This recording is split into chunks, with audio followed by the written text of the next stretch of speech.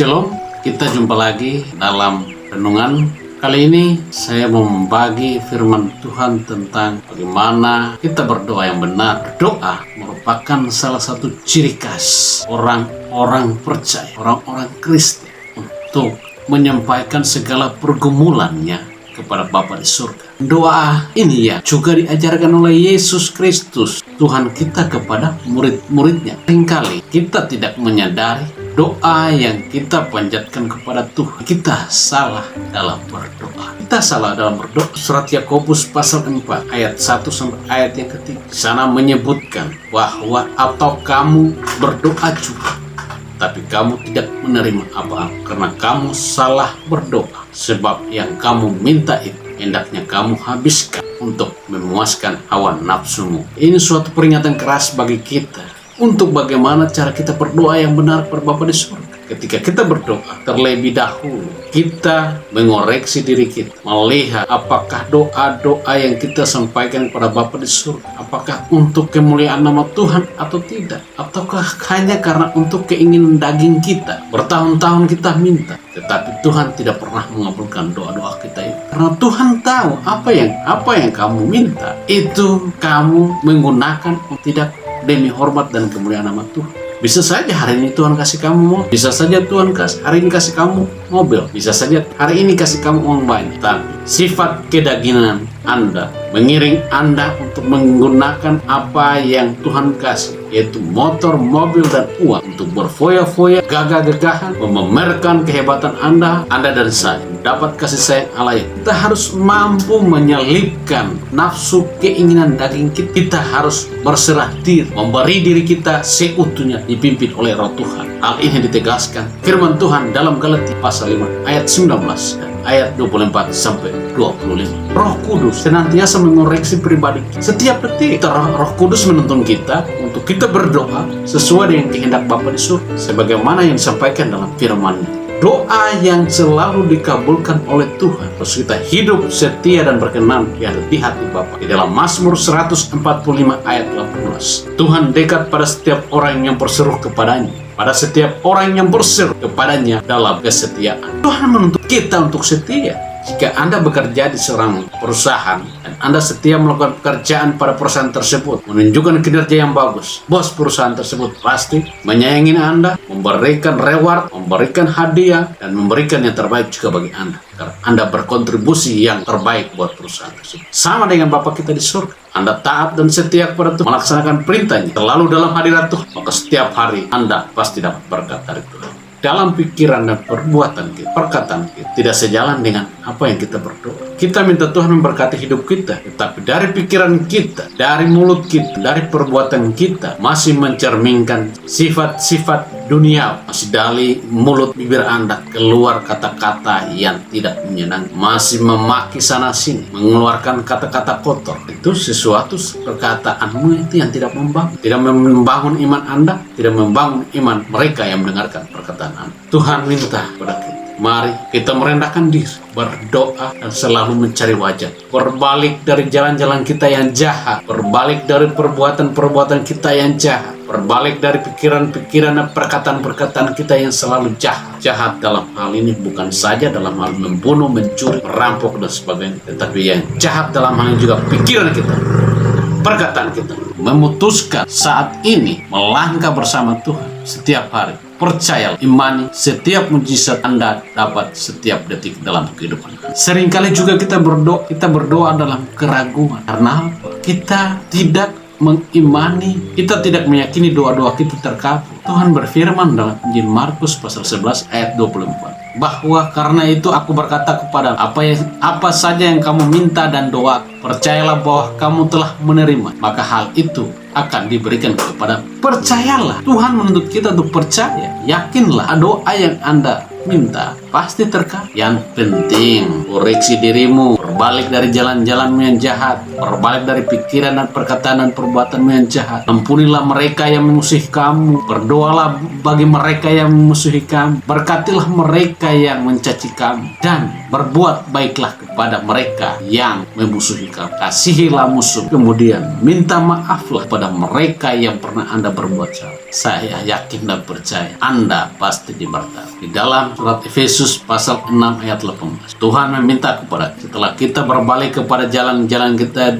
yang jahat dan setia melaksanakan apa yang Tuhan kehendaki, doa tidak dikabulkan oleh Tuhan karena dosa atau kejahatan. Jika kita dalam dosa, tentunya Tuhan tidak mengabulkan doa kita. Nabi Yesaya menjelaskan bahwa tangan Tuhan tidak kurang panjang untuk menolong kita dan telinganya tidak kurang tajam untuk mendengar doa-doa kita. Namun dosa dan kejahatan kita lah yang membuat Dia tidak mendengarkan seruan kita serta membuat menyembunyikan diri kepada kita. Sesungguhnya tangan Tuhan tidak kurang panjang untuk menyelamatkan dan pendengaran tidak kurang tajam untuk mendengar. Tetapi yang merupakan pemisah antara kamu dan Allah ialah segala kejahatan, dan yang membuat Dia menyembunyikan diri terhadap kamu sehingga Ia tidak mendengar ialah segala dosa. Di dalam 1 Petrus pasal 1 ayat 15 sampai 16, di sana menyebut Allah adalah kudus, karena itu kita pun harus kudus, terbebas dari pencemaran dosa. Kejelas, mau doamu dikabulkan, berbaliklah dari jalan yang jahat, minta ampunlah kepada Tuhan, dan tidak boleh lagi melakukan dosa, sehingga doamu dikabulkan, sehingga kamu tidak salah lagi dalam berdoa, tapi kamu berdoa dalam kebenaran untuk hormat dan kemuliaan nama Tuhan. 1 Petrus pasal 1 ayat 15 sampai 16, Allah itu kudus, sehingga jika ketika kita menghadap Tuhan, Anda dan saya menghadap Tuhan, karena Allah itu kudus, Anda dan saya juga harus kudus di hadapan Tuhan. Jika ada dosa dalam diri kita, maka kita harus terlebih dahulu bertobat, tinggalkan dosa, berbalik kepada Allah. Dengan demikian Allah mengabulkan doa-doa kita.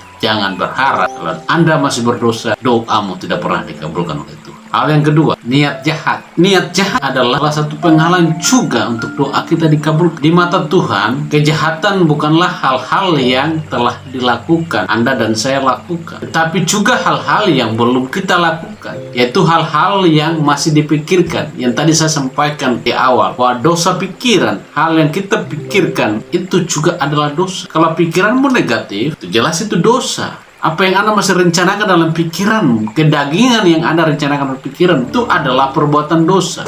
Dalam Mazmur pasal 66 ayat 18, pemazmur berkata bahwa Tuhan pasti tidak akan mendengar doanya jika seandainya ada niat jahat di dalam hati. Anda masih berbuat dosa, jangan berharap sampai kiamat pun doamu tidak dikabulkan. Niat jahat di sini terutama berhubungan dengan kejahatan kepada orang lain. Niat jahat untuk membalas dendam. Misalnya Anda ikut tes, Anda harus suap supaya Anda bisa lolos tes. Anda harus nyontek jawaban supaya Anda lulus. Itu juga niat jahat. Sehingga seringkali apa yang kita pikirkan itu sudah dosa, apalagi tindakannya dosanya lebih berat kawan. Kedagingan yang kita pikirkan itu seringkali kita lakukan jika kita tidak berada dalam hadirat Tuhan. Ajaran Tuhan Yesus tentang definisi persinahan, di mana seorang laki-laki yang mengingini seorang perempuan saja di dalam hatinya sudah termasuk ke dalam persinahan. Sehingga apa yang ada di dalam hati dan pikiran manusia, sekalipun belum dilakukan secara nyata kepada seseorang, sudah dianggap dosa di dalam Alkitab.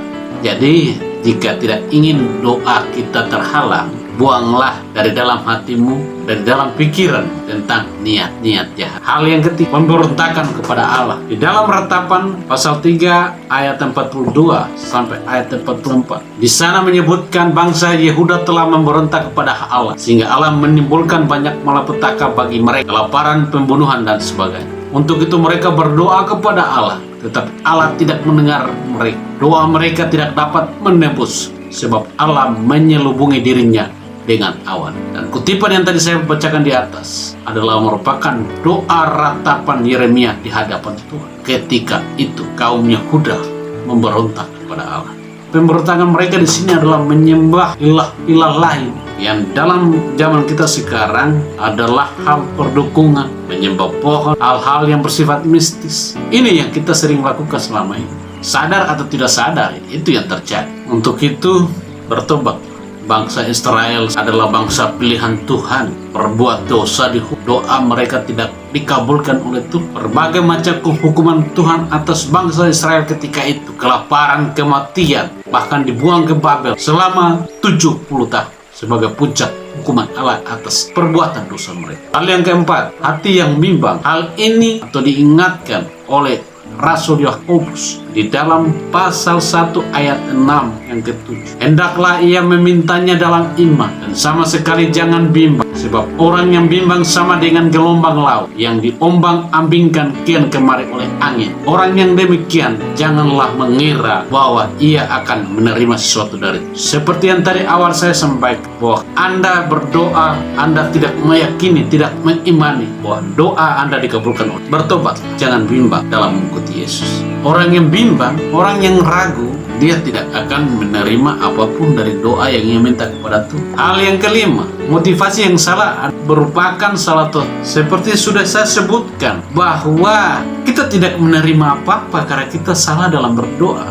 Dalam surat Yakobus pasal 4 ayat 3 yang tadi saya sudah sebutkan di awal tadi. Doa yang kita minta itu memuaskan kedagingan kita, memuaskan nafsu kita yang tidak memuliakan. Maka berdoalah demi kemuliaan Tuhan. Contohnya, mendoakan orang supaya Tuhan memberkati mereka juga. Mendoakan musuh-musuh kita, Tuhan mengubah mereka menjadi orang-orang yang berbalik dari jalan yang jahat. Hal yang keenam, ini yang seringkali terjadi dalam kehidupan rumah tangga. Hal yang keenam, ketidakhormatan kepada istri. Dalam 1 Petrus pasal 3 ayat 7, ingatkan bahwa para suami harus hidup bijaksana dan menghormati istri mereka, sehingga doa mereka tidak terhalang. Demikian juga kamu, hai suami-suami, hiduplah bijaksana dengan istri sebagai kaum yang lebih lemah. Hormatilah mereka sebagai teman pewaris dari kasih karunia, yaitu kehidupan, supaya doamu jangan terhalang. Menurut Alkitab, pria adalah kepala rumah tangga. Pria adalah imam dalam rumah tangga. Karena pria merasa sebagai kepala rumah tangga,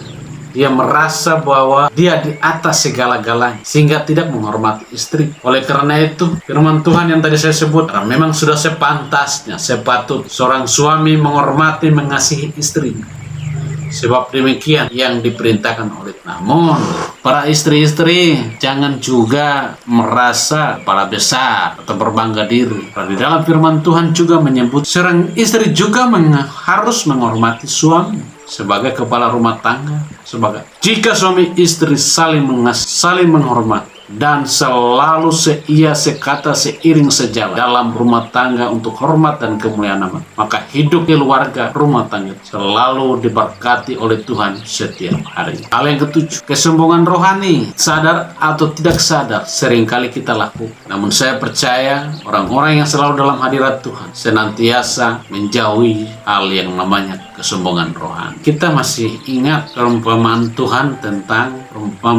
Tuhan Yesus tentang orang Farisi dan pemungut cukai yang berdoa di bait Allah, di mana di dalam doa orang Farisi itu menyombongkan dirinya karena telah merasa melakukan aturan-aturan hukum Taurat, hukum firman Tuhan, serta rajin beribadah. Seringkali kita dalam kehidupan sehari-hari, karena kita rajin ke gereja, rajin kasih perpuluhan dan segala macam, sehingga orang lihat bahwa orang itu rohani sekali. Hal-hal inilah yang tidak dikehendaki oleh. Di dalam Injil Lukas pasal 18 ayat 11 sampai ayat yang ke-12, di sana menyebutkan bahwa orang Farisi itu berdiri dan berdoa dalam hatinya begini, ya Allah, aku mengucap syukur kepadamu karena aku tidak sama seperti semua orang, bukan perampok, bukan orang lalim, bukan pezina, dan bukan juga seperti pemungut cukai ini. Aku berpuasa 2 kali seminggu, aku memberikan 1/10 dari segala penghasilan. Memang sudah pantasnya kita senang jika kita telah melakukan firman Tuhan. Tetapi Tuhan tidak suka jika kita meninggikan diri dan merendahkan orang lain. Contohnya, karena kita rajin ke gereja, lalu kita bicara orang yang tidak ke gereja, pemalas gereja, kita lalu mencemooh dia, cara-cara yang Tuhan tidak inginkan. Cara orang Farisi tersebut menyebabkan